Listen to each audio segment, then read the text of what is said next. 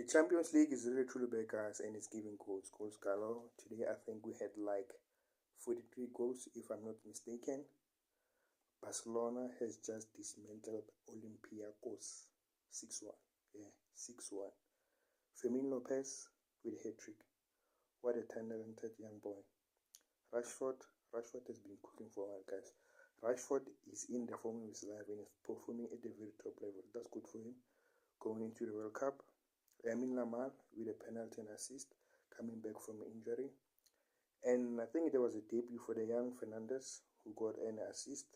Pedri, what more can you say about Pedri, guys? Pedri is a top baller. Absolutely world class. Casado, who's also returning from injury, really putting in the ship there in the middle of the park. So they've put 6 before going to the Bernabeu for the El Clasico. What a game that will be. What a game.